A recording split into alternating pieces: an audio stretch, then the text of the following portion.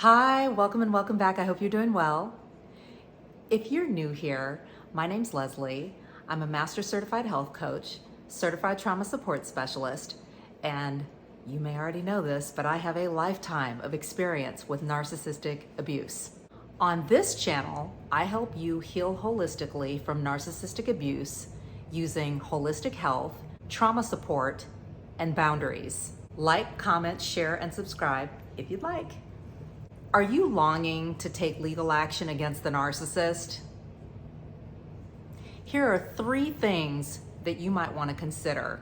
I'm not a lawyer. This is not legal advice. I spoke to a few people about this, including a retired NYPD, a Vegas SWAT team member, a former executive protection specialist, and a data expert who worked with criminal cases and things of that nature. One thing that you might want to consider is, has there been a crime committed? And with narcissists, this can be a little gray. Big surprise, right? Narcissists tend to operate in the gray area. You may be dealing with someone who is behaving very badly, but who may not have technically committed a crime against you. So they tend to operate in the gray area, especially when they're more average, more everyday, even more low level and kind of con artist scammer types. So they're gonna tiptoe through the gray area, and it really runs a fine line between a crime and bad behavior. So that might be one thing to consider. If you're talking to a legal expert or someone who operates in that realm, they might even ask you that. What happened, or has there been a crime committed? And it's really helpful to do your due diligence, because you don't want to start something that you can't finish. And not only that, but just you've already been through enough, and you don't want to get your feelings hurt or get disappointed, upset, etc., stressed out. You get the idea. A second thing that you might want to consider is whether or not you can afford to cut your losses. Now, that being said, times are tough. We've all been through a lot over the last couple of years, and everybody's not necessarily faring well financially, although some people are thriving. In general, a lot's happened over the past years, and even the wealthy are conserving capital. If you're dealing with a con artist or scammer type, for example, you may want to just stop and think, okay, can I afford to just cut my losses here and just keep moving forward to, one, avoid the stress and the drain of re-engaging with that person, and just being able to process the lesson and put all of it in your rearview mirror quickly. I spoke with a business owner who also had to make this decision in dealing with a client, and the business owner was owed 5 figures by the client, and the client would not return phone calls and was very evasive. And this went on for a while, and the business owner did decide to take legal action and hired a lawyer to go after the fees from the client that were unpaid. And 5 figures later, the company just did not respond to anything, and the fees were getting to the point where they were outweighing the amount of money, or they were on the verge of outweighing the amount of money that the client owed the business owner.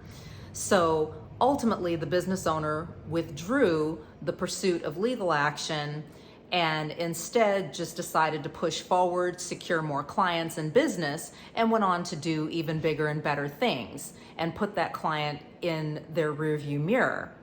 That being said, eventually the client company ended up folding anyway. So you can see, even in that example, karma kicked in and the client company, although they were behaving unprofessionally, they got their just desserts in the end. And the business owner went on to book more business and secure even bigger clients and better clients and make a nice amount of money in the process. So the amount of money even spent on the attorney's fees, as well as the money that the client company had not paid, was like a drop in the bucket compared to the blessings that came later.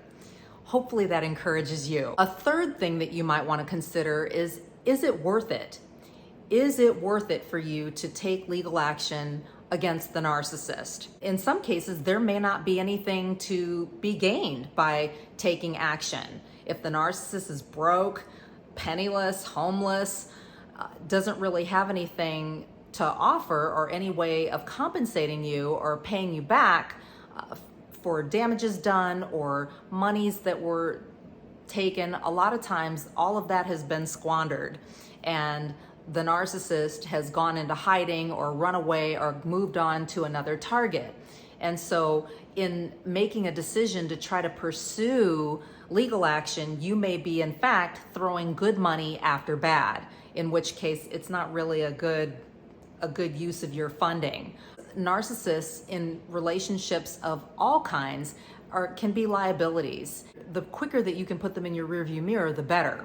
And it's also an opportunity to see these kinds of relationships, encounters, engagements as lessons versus losses, and really try to glean as much as you can so that as you move forward in your life, in your healing, and even in cultivating new relationships, you are smarter, you're wiser, you're more discerning, you ask more questions, you ask the right questions, and are more reserved with your resources to where you're not just giving your pearls to pigs, so to speak. And finally, I want to encourage you to let your experience with the narcissist propel you forward in life with passion, purpose, and possibility.